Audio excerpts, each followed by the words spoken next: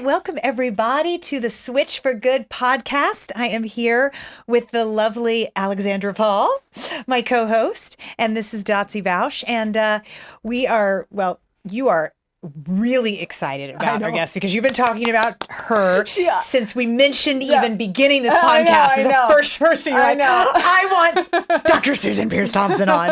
And that's who we have with us. And I am getting excited because you've been so excited. And then researching her was like, wow, we are going to have so much to talk about. But you did something kind of cool this weekend that I want everyone to hear about. And I want to hear some more details too.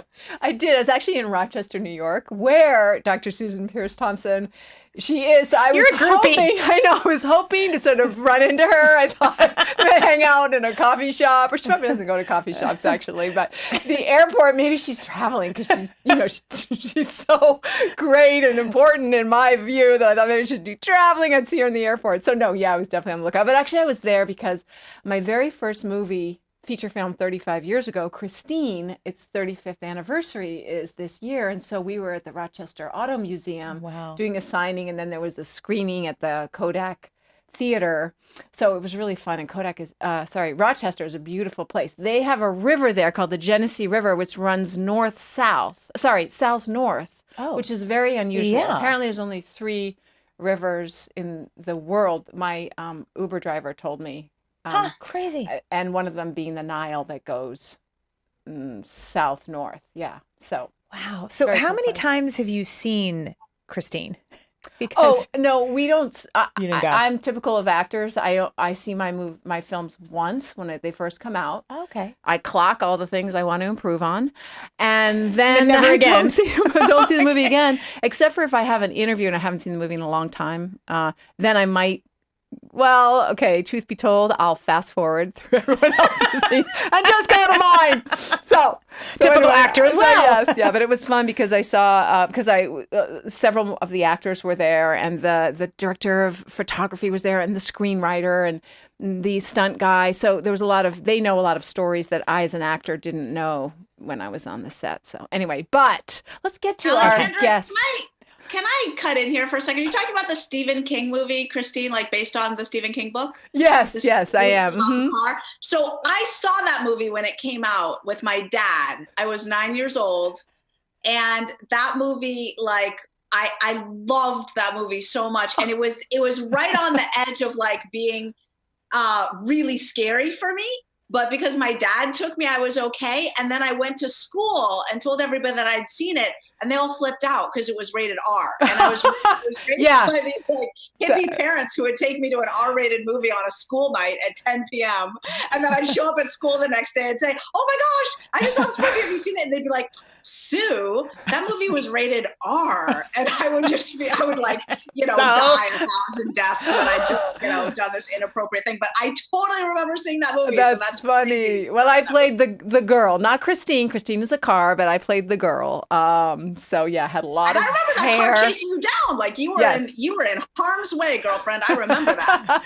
I think you now she might be a groupie of you. Yeah, well, you guys would be like groupies with each other. I wish that I had invited you then to the screening. That would have been so fun. Totally. Yeah. Next time. Anyway, I want to tell everybody about our guest. Okay. So our next guest is very personal for me. Have you ever followed someone online like a groupie? You sign up for their webinars, you're on their mailing list, you're reading their book as soon as it comes out. Well, that is I for Dr. Susan Peirce Thompson, which is why I am so excited to have her on the show today. Dr. Peirce Thompson is a former adjunct associate professor of brain and cognitive sciences at the University of Rochester. She's also the author of the best-selling book, Bright Line Eating, The Science of Living Happy, Thin, and Free. Actually, in some countries, it was sold out before it actually appeared on shelves. It was so many people were eager to read it. She's also the founder and CEO of Bright Line Eating Solutions and is the president of the board of directors of the Institute of Sustainable Weight Loss. And as most of you all know, Dotsie and I have both struggled with eating disorders, and we've asked Dr. Peirce Thompson to join us today to talk about food addiction and how we can deal with it, whether we are vegan or not. So this show is for everybody. Dr. Peirce Thompson, thank you so much for coming. Oh, thanks, Alexandra, and thanks, Dotsie. I'm excited to be here with you today. So I screwed up that intro so much because I was so excited. I was speaking way too fast, right? But I'm not 100% sure I'm going to be able to ask one question today. I might just be an observer. So anyway, well, Susan, you have an amazing story and how your interest in food addiction started. So can you please share with our listeners just a little bit about what got you here? Yeah, sure. I mean, so it's layered, huh? Right. So I was reading, I forget where I was reading it, but someone was quoted as saying, to write a great book, you must first become the book. And ain't that the way, right? So yeah, I mean, I was just kind of a regular kid, I guess, but looking back at pictures, I was fleshy, I was heavy, I wasn't fat, I wasn't teased as being a fat kid, but I was heavy. And then, when I was 11 years old, I weighed more than I weigh right now. And then I just kind of got heavier from there. So in high school, I started to really try to focus on losing weight. And I started experimenting with drugs, not, just whatever. It was the time. And I did mushrooms and I lost 7 pounds that night that I did psychedelic mushrooms. And my little universe tilted on its axis. And I spent the next 6 years doing drugs to manage my weight. And, for all the other reasons I was doing them too. It turns out, now I know I have a highly, highly addictable brain. And my drug use got worse and worse. Crystal meth is the best diet drug ever, of course. That's what most diet drugs were back in the day. But I just snorted lines of meth and then started snorting lines of cocaine and then started freebasing cocaine and then ended up on crack cocaine and a prostitute and without a place to live. And that was, dropped out of high school. That was sort of my resume at the age of 19. And I lived like that for a while. And then when I was 20, I got clean and sober just by grace. And I'm super grateful for that. That's like the biggest miracle in my life. But I got fat instantly after I stopped doing drugs. And I knew I would.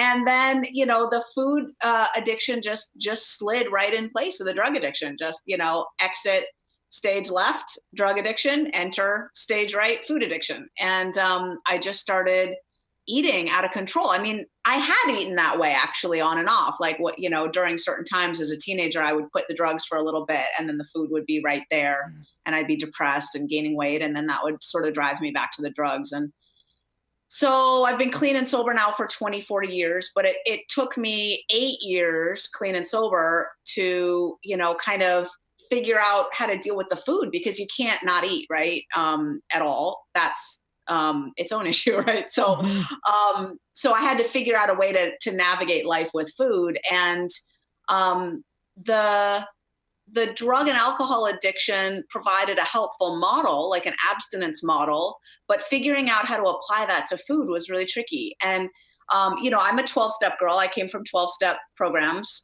for my drug and alcohol problem. And there are like 7 or 8 12-step food programs. And I sort of bounced around and tried different versions of like, what does abstinence mean? How do I work this into my life? And finally, when I was 28, after actually my weight was still climbing at this point, and I hit obesity, I don't even know when exactly, maybe when I was 25, 26, 27, somewhere in there, I officially became obese, but I didn't know it at the time, but my weight was still climbing.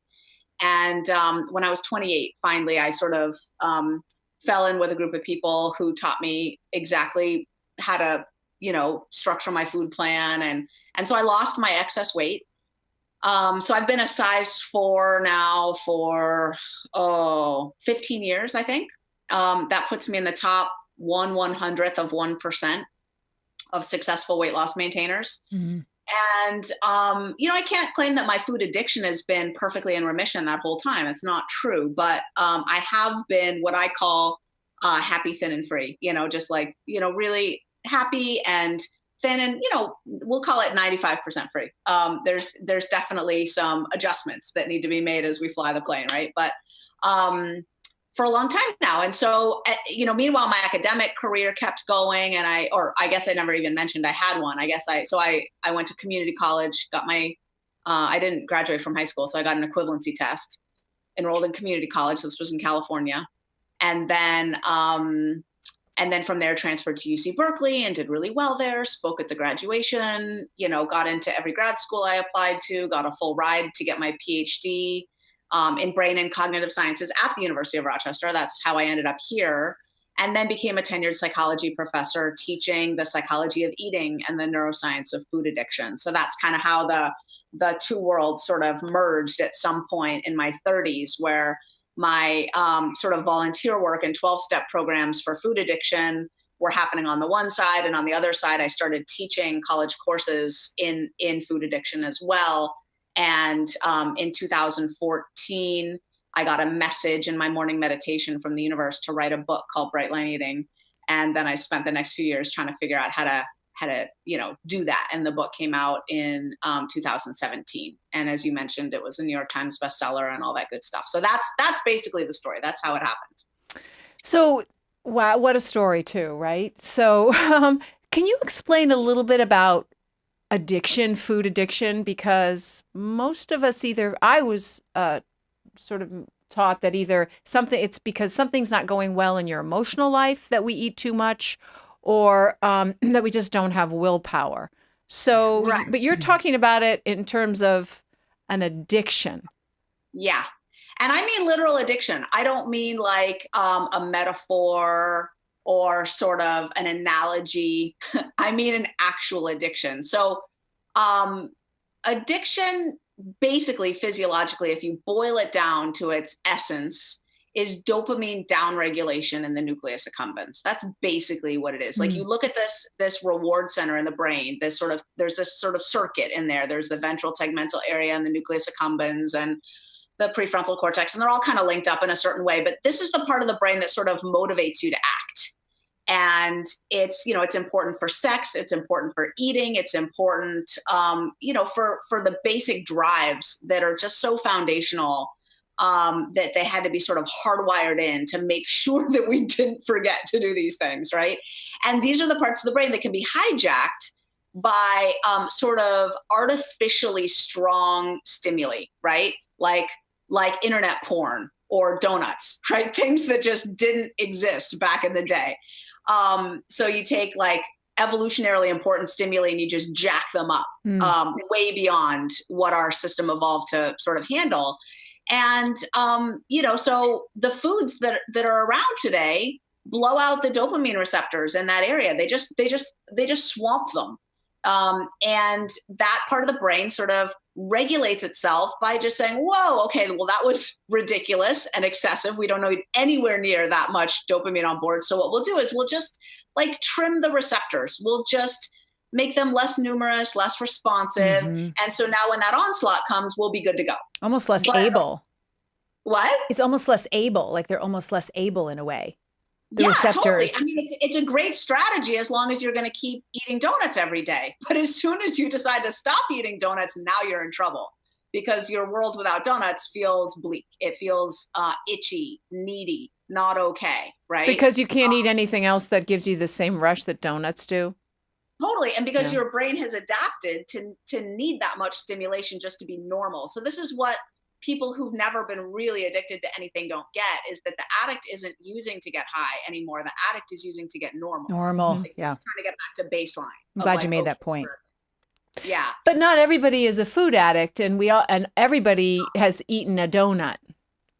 Right. Yeah. So it turns out not every brain does what I just said. So brains fall on a continuum of what I call the susceptibility scale. And this is a really important point. This is sort of the crux of the obesity epidemic, is that some brains modify themselves, like I just described, really readily.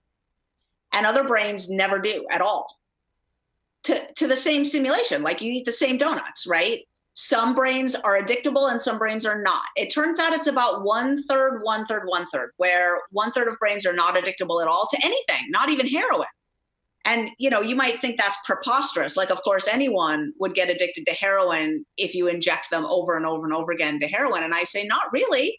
Like, you send people home with a Vicodin prescription after back surgery.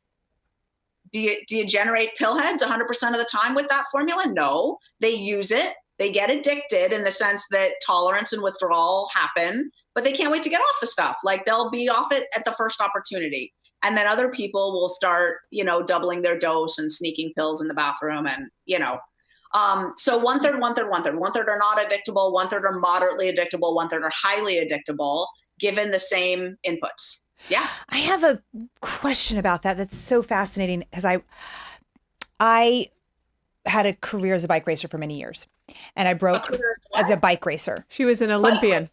She was an Olympian. She won a silver medal for our country.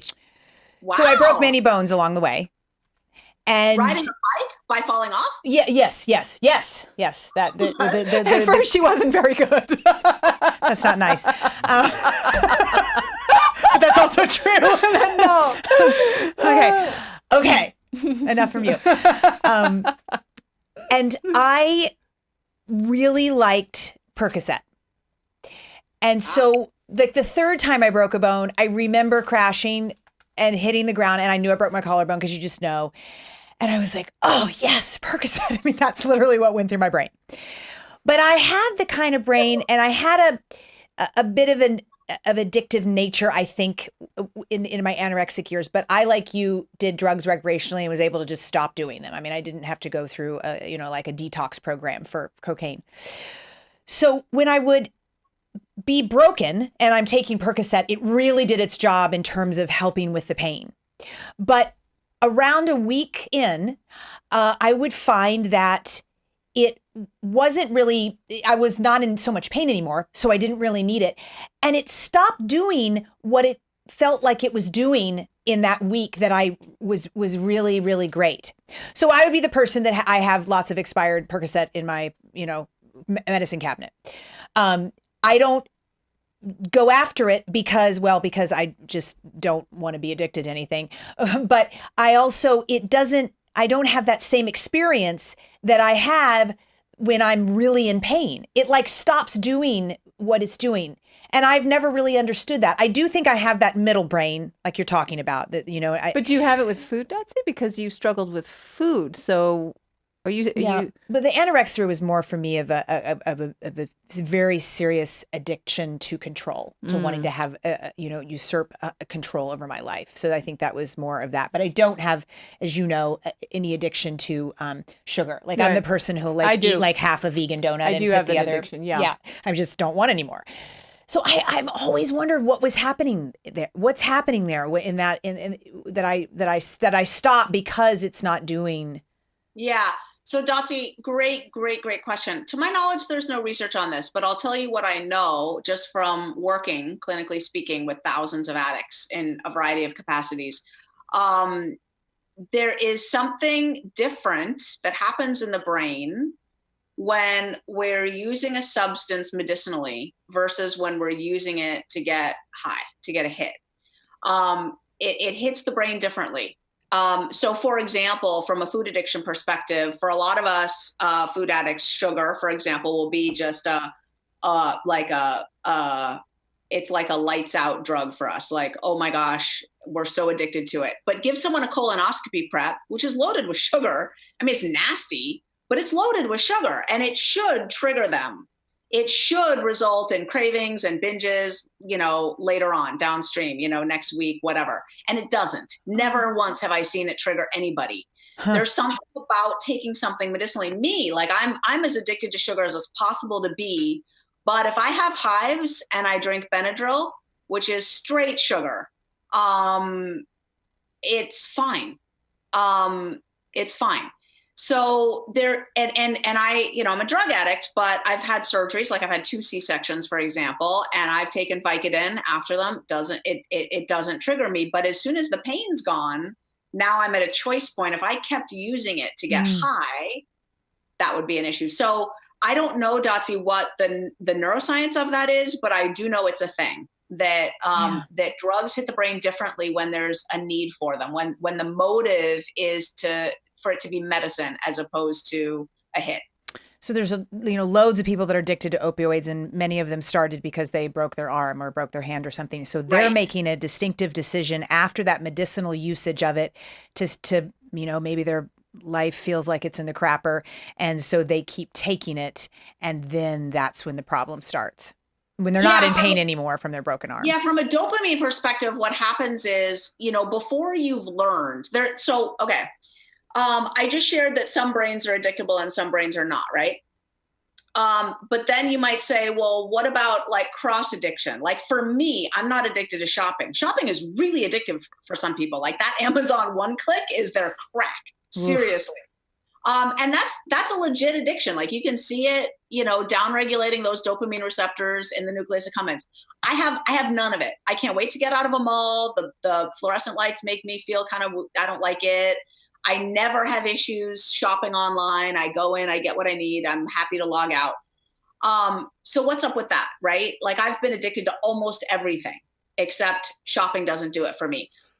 So the issue is from a dopamine perspective, there's like a dopamine spike that happens when your brain notices that it just got some relief. And so it does matter, like, okay, you're going through a divorce or like, you're having struggles with your son who's addicted to something and you're in pain or whatever. And then suddenly out of the blue, like for me, I'm vulnerable to this. I could like get a hit from shopping all of a sudden at the age of 44. I've never gotten a hit from shopping before, but if I, let's say I just had a big fight with my husband and boom, I'm shopping on Amazon and I just notice it does something for me. I get this dopamine spike. After I've experienced that in that way, that dopamine spike moves upstream. So instead of getting the hit after the action, you get the hit in anticipation. Now I'm thinking about shopping and I'm getting the dopamine spike. It shifts. The dopamine spike moves earlier in the process. It's a learning phenomenon that you kind of go through if you have a brain that's susceptible. So just saying, I guess the take home points are you have to have a brain that's susceptible in the first place. And then the second thing is with that particular substance, with that set of cues, you have to wire your brain up to be addicted to that. And there's sort of an environmental vulnerability that has to be in place right there for you to learn the addiction to that. Yeah, I mean, I'm a sugar addict, but alcohol, I've never really drank anything, but alcohol doesn't interest me. And that has tons of sugar. Right. Yeah. But you're vulnerable, it could in the future. Like because you have a brain that's more susceptible, it would behoove you to be a little bit more cautious around alcohol than someone who's kind of figured out that they're not addictable, basically. They don't have, quote unquote, an addictive personality, which is a thing. Is the methamphetamines and the cocaine and the drugs that you did in the past, does that kind of carve a pathway for future processed sugar addiction? So here's what I believe about this. I don't know of any published studies on this, but here's what I believe. I believe that for me, my heavy, heavy drug use repeated over, I got addicted to crystal meth over several years, quit that.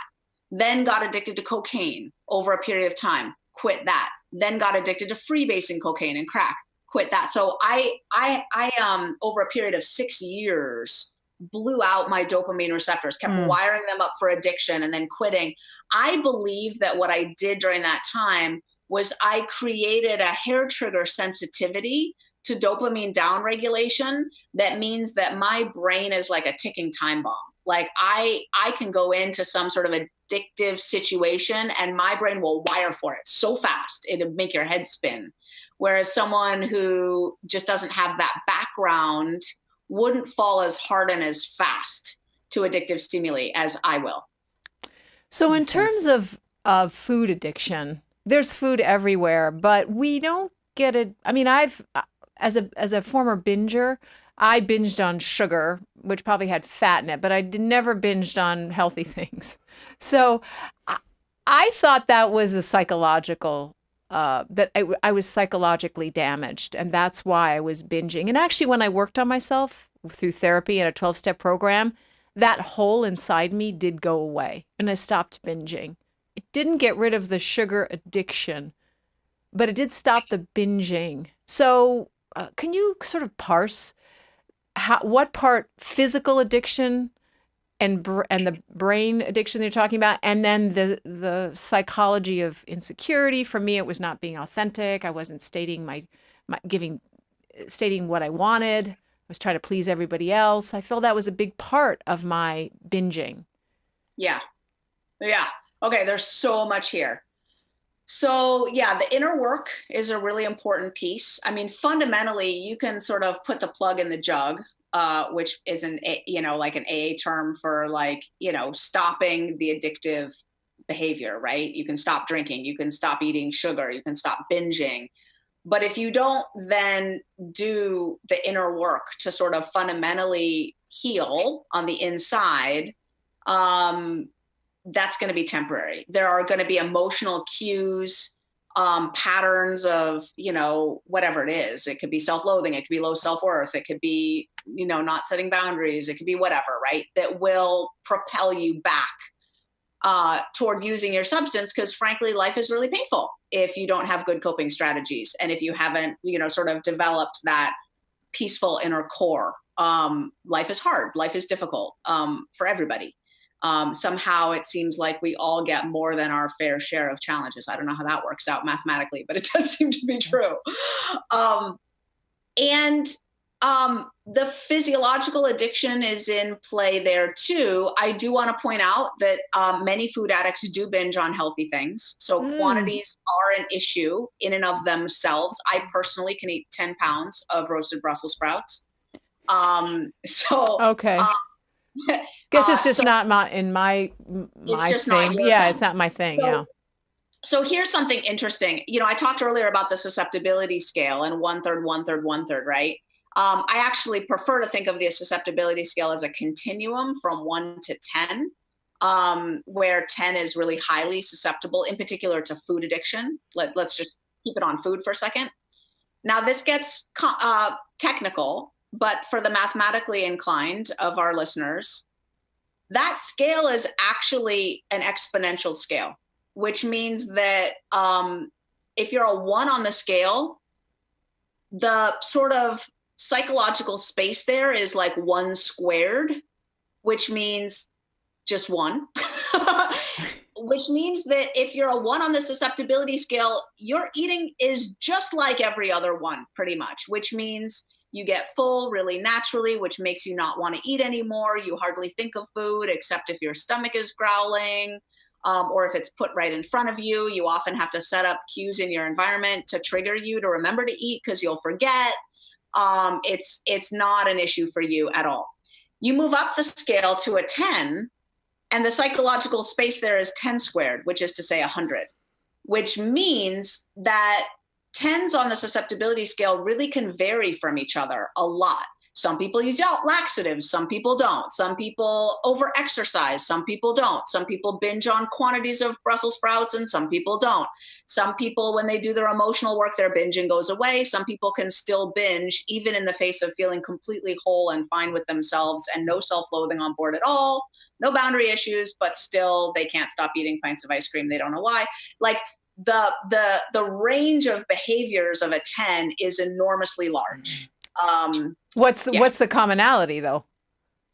The commonality is certain core traits of not necessarily all of them, but some extreme experiences in terms of not being satisfied when eating a normal amount of food obsession, and fixation on what you've eaten or not eaten, whether you're on your plan or off your plan, how many miles, how many calories, how many pounds, that stuff. Occasionally experiencing, or maybe frequently experiencing, a lack of control when you start to eat. So you say you're going to have 1 piece of pizza, but just beginning to eat pizza, suddenly you're eating 4 pieces, 5 pieces, the whole pizza. Some experience maybe with binging. So those are sort of the range of behaviors. And this could be true at some time in the past. It doesn't have to be right now. So once a 10, always a 10, unfortunately. You can heal and develop strategies and put structures around yourself to live differently and often experience tremendous, even complete freedom from all of those behaviors and experiences. But once you've been a 10, your brain is always wired for that potentially. So you always have to be more on guard than someone who's a 1. Because the potential is always there. Those fiber tracks live in your brain forever. They never go away. They're like a dry riverbed waiting for water. Yeah, so I always say that I'm 1,000 miles away from binging, but I could get there in a minute. That's how I look at it. Oh, wow. So let's talk about the strategies that you put forth and that you share with the people who follow you, like me, which are so clear cut, and why they work so well. Yeah. So the basic principles come down to bright lines. And that's why the program is called Bright Line Eating, and my book is called Bright Line Eating. So that's bright, like BRIGHT line, LINE, bright lines. And bright lines are a legal term originally, but psychology has co-opted them, the notion of bright lines, because they're helpful in matters of temptation and willpower depletion. The idea of a bright line is it's a clear boundary that you just don't cross. It's an unambiguous boundary. Mm-hmm. Like if you're going to be the designated driver, don't drink at all. That's a bright line. I'm not going to drink tonight. As opposed to, I'm going to go to this party and I'm going to make sure to drink moderately so that I'm safe to drive home, which is a fuzzy line and you never really know when you're over it, right? So your odds of success are way better at being a good designated driver if you have a bright line going into that party. So with food, it's tricky to figure out what the bright lines should be. So I've done it for you. The bright lines are sugar, flour, meals, and quantities. Sugar, flour, meals, and quantities. And they're bright lines, which means no exceptions. It means like, yeah, I don't eat pumpkin pie on Thanksgiving. So sugar is all things added to your food to make it sweeter. So that includes all artificial sweeteners, including stevia, including all of them. But whole fresh fruit is fine. The flour is all forms of flour. Turns out, when you process your food like that, you turn it into a drug. It's the same way we make heroin and cocaine. We take the inner essence of those plants and we refine and purify them into a fine powder, and we turn healthy, fine, harmless plants into drugs. And that's what sugar and flour are, basically. So you avoid those. And then having boundaries around meals, so you're not grazing and snacking all day long. You're eating distinct meals. I'm a big fan of breakfast, lunch, and dinner. And then quantities. So like I use a digital food scale. Like I said, I could eat 10 pounds of Brussels sprouts. So I have to be very clear about my boundaries around my quantities of food, and in part so that you make sure you eat enough vegetables. Very few people will eat enough vegetables if they're not using some strategy to make sure they do. So these bright lines help people who are food addicts, but they're not for everyone. No, not at all. No, not at all. I mean, like a 1 on the scale wouldn't need them. Now, there are people who are lower on the scale or in the mid-range on the scale who have weight problems, which it's actually pretty easy to have a weight problem in our society. And I have data on the percentages there.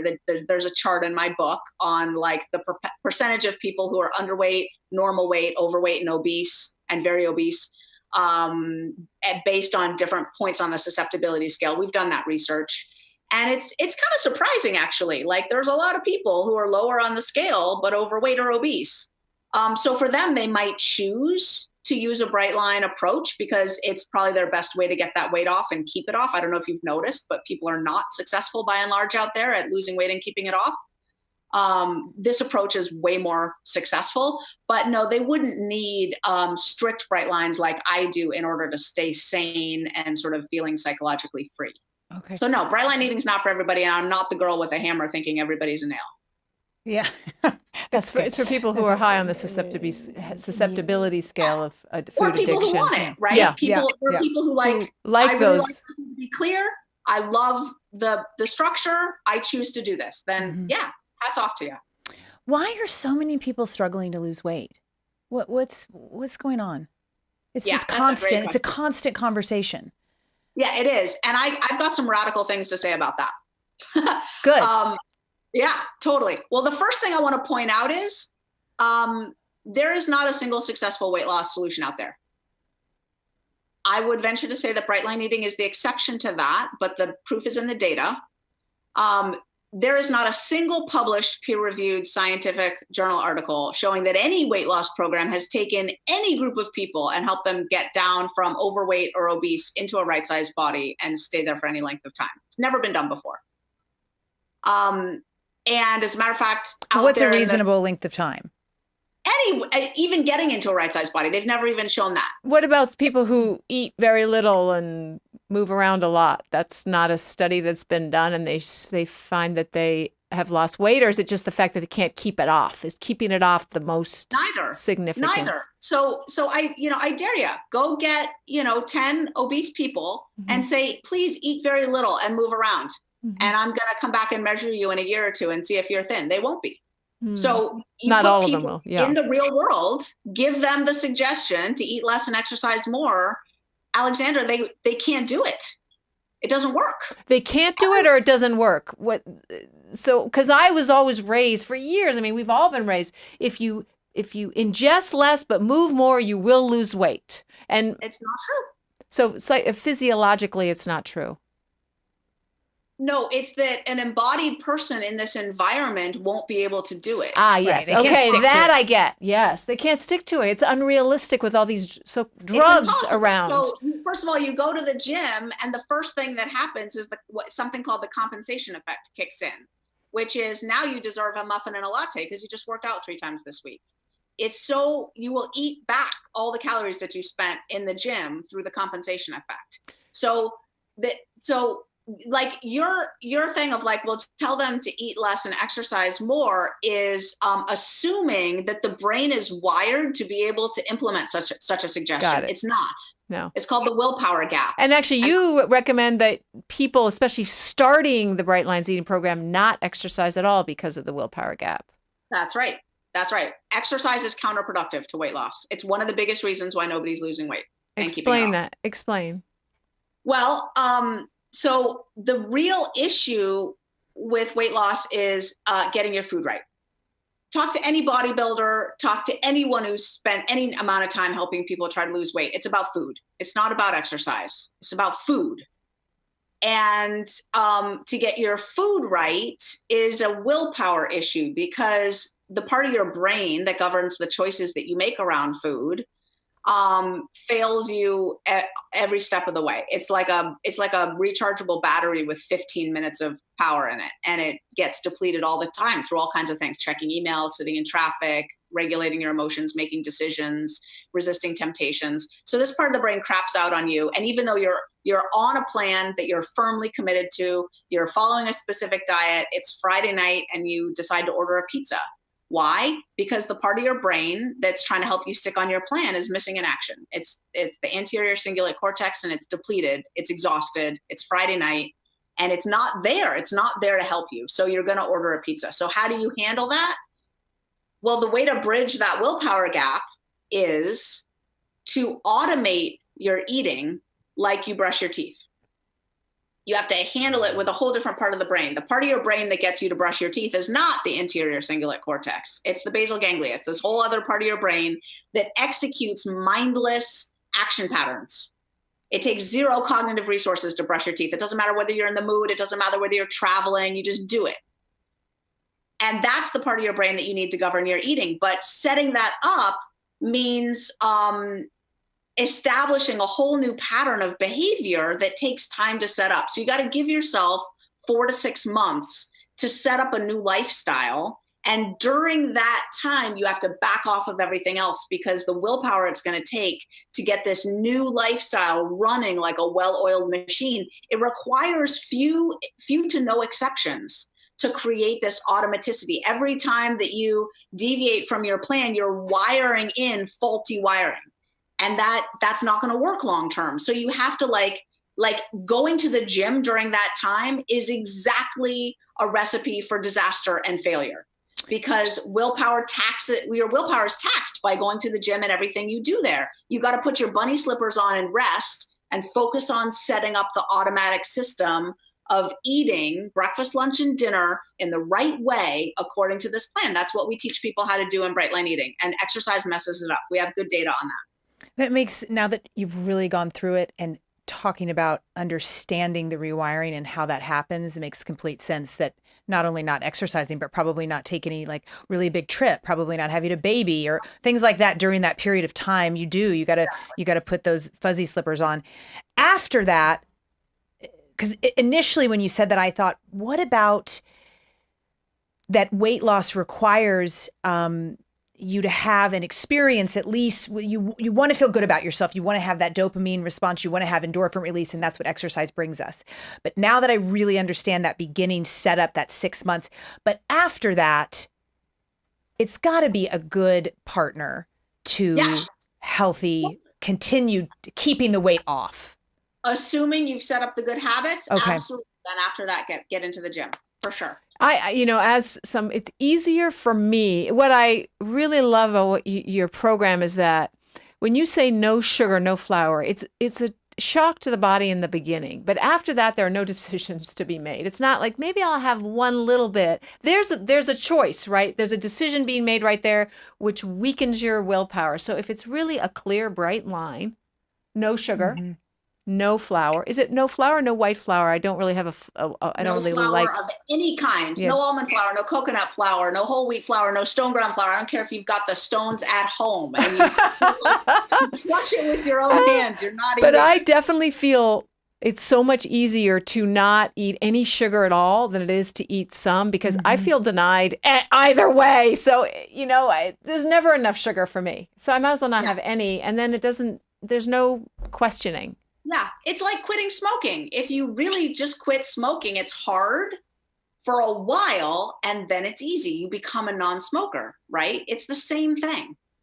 And like thinking that one drag of a cigarette is going to be is going to make your life easier during the first few months is like the worst thinking in the world, right? It's not going to make your life easier. It's going to make, you might enjoy that puff right now, but then you mess with the whole thing of like becoming a non-smoker. Like you're robbing yourself of your freedom every day after that.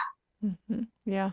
What about the casomorphine effect in dairy, specifically in cheese? Everyone's like, I can't ever stop cheese. Like it's like it's like a lover, which seems to me similar to how people talk about sugar when they have a sugar addiction. I mean, the same kind of, bedroomy talk comes out of their mouth and they start having like a different physical reaction when they talk about cheese.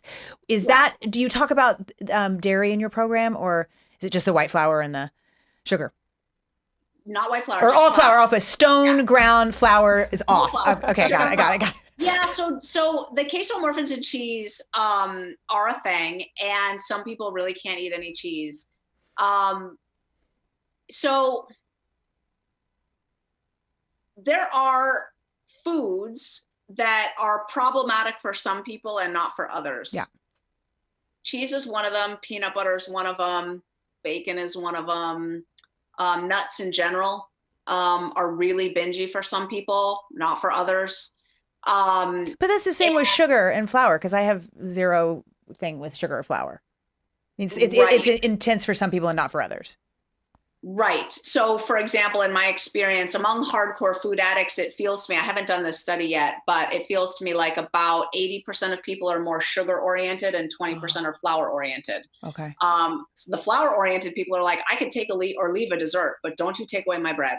Mm-hmm. Don't you take away my bread and my pasta, right? I will hunt you down. So basically, I feel kind of weird saying this because I do know about the physiological addiction for cheese, but we leave people to their own recognizance around dairy, and we give people guidelines for giving up foods in general that cause them difficulty, whether that's peanut butter or cheese or whatever. We sort of tell people that they need to be watching out for foods that light them up. What we find is that for some foods in weighed and measured quantities, they're okay for some people. Like the quantity of cheese for bright line eating would be 2 ounces for a serving. It would count as a protein. And for some people that works fine and they get happy, thin and free on that. For other people, it doesn't work and they have to give it up. Same for 2 ounces of peanut butter, which is a protein. And for some people, they will never get happy, thin and free with peanut butter in their food plan. And for other people, it works fine. But I do get that it's addictive, and there are a lot of things that aren't quite known about addiction, and there are a lot of individual differences. Mm-hmm. So at some point, I had to kind of draw the line of like, okay, I didn't want to sort of cut out everything that bothers anyone. You know what I mean? Because then we're talking about corn, and we're talking about balsamic vinegar, and we kind of gonna go down the list. And there's like all these foods that are potentially problematic for some people. I left them in and then told people, you know, you got to be careful with certain foods and watch closely. You've just found that the majority of people have an issue with sugar and flour. And that's why, because like if I wanted to do bright line eating because I had a apple addiction, like I could still have flour and sugar and I'd be fine. But if I did bright line eating, I'd have to take the sugar and flour out and the apples and I'd leave everything else in. There's no bright line eating police, so you don't have to do anything. Well, if I'm coming to you with a desire to do it, like I'm like, hey, I want to do this, and I'm just want to understand the program. So if people are interested in it, they can totally grasp what they're signing up for. So if you're coming in with an apple addiction and bright line eating, you would stop eating sugar and flour, and then I would say you probably want to let go of those apples. Okay. All right. So what is your what is the success rate? I know a lot of diets, they start out well, but keeping, as we talked about, keeping off the weight off and staying free from the food obsession is very difficult. So how does it shake out with your program? Well, so we have a white paper that people can find online if they want to Google it. I think it's called, if they type into Google, likelihood of an obese person achieving normal weight in 1 year with bright line eating. I think that'll get it for them. What it shows is that if they start with the bright line eating boot camp, they sign up for the boot camp, and then they answer a monthly survey for a year, and we get their data at the end of the year, what they will find is that they're 55 times more likely to end up in a right-sized body, assuming they started obese. They start today obese. In 1 year, they're 55 times more likely to be at a normal BMI in a right-sized body than if they do anything else with that year.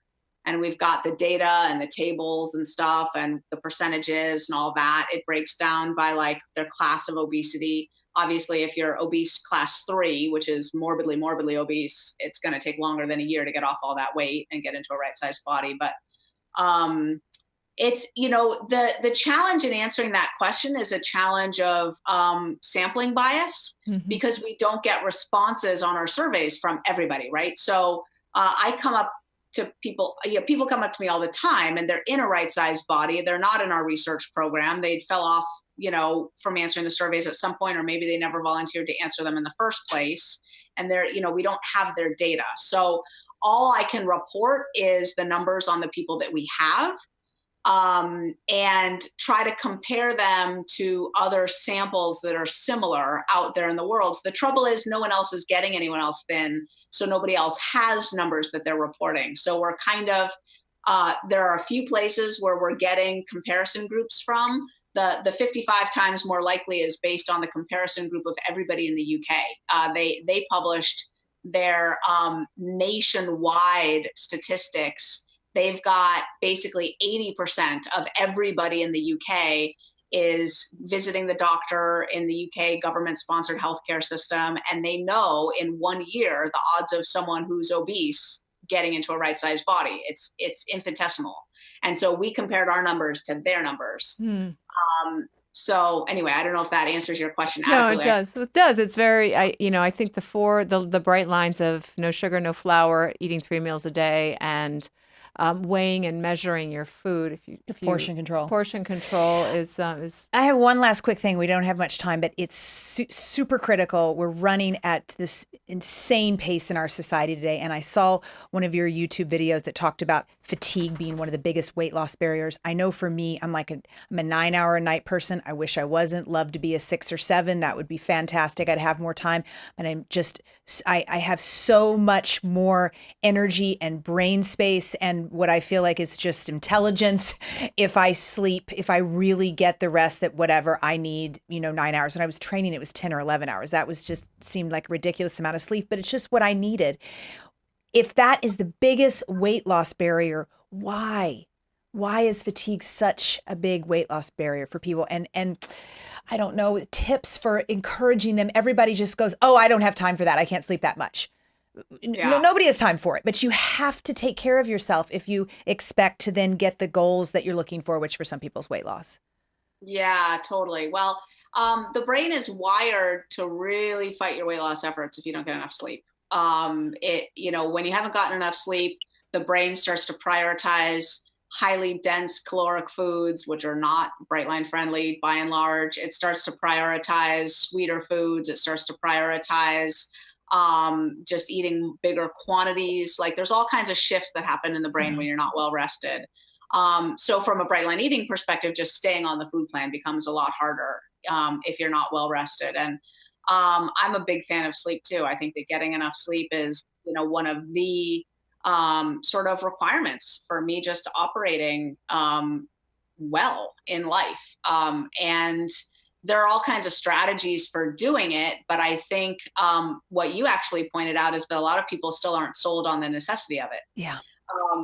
And one of the things I used to teach when I was, a college professor, and I would teach on sleep deprivation. One of the interesting things about sleep deprivation is not only does it completely hinder your capacity to perform well, but it shields you from that reality. So there's all these studies that push this to the extreme, and they take extremely sleep deprived people. And so, for example, they give someone, a bunch of college students who are sleep deprived, an IQ test, and then they stop them all every 3 questions and say, how you doing on this test? How many questions you getting right? You think you're doing pretty well? And the people who've slept well are rocking the test, and they're saying, yeah, I'm doing okay. And the people who haven't slept, they're just bombing the test, and they're going, I'm doing great. They're it's like a drunk, someone who's drunk who thinks they're hilarious when they're not. I'm going to drive home just fine. Yeah, the ratings of how well they're doing are twice as high. They actually are delusional about how they're performing. Their performance is half as good and their ratings are twice as high. At the extreme, you actually get people who can't even identify a circle versus a square versus a rectangle with any reliability. And at the end of the test, they say they got 100% right. They're at 50-50 chance identifying circles, squares, and rectangles. And they will get practically belligerent if you suggest that they got any wrong. And it's, okay, folks, get your sleep. It'll help really with your food choices too. Thank you so much, Dr. Susan Peirce Thompson. Where can we find you? Oh, brightlineeating.com, brightlineeating.com. And if anyone wants to find out where they're at on the susceptibility scale, because that, of course, is the foundation for food freedom, they can go to foodfreedomquiz.com. Great. Oh, cool. Thank you so much. It's been awesome. Really an honor to have you on the show. Oh, thanks, Alexandra. And thanks, Dotsie. Really sweet to spend this time with you. You too. Help a lot of people. So thank you so much for tuning in today. If we helped you in any way, then click the subscribe button and let's keep hanging out together. We have so much more to share with you. And if you need more information on actually making the switch for good, please visit us at switchforgood.org for loads of info. And you can subscribe to our mailing list where you will receive all sorts of super cool gifts, discount codes to our very fave dairy-free products, and a lifetime of powerful health tips. So join us on the journey to switch for good. This is the future.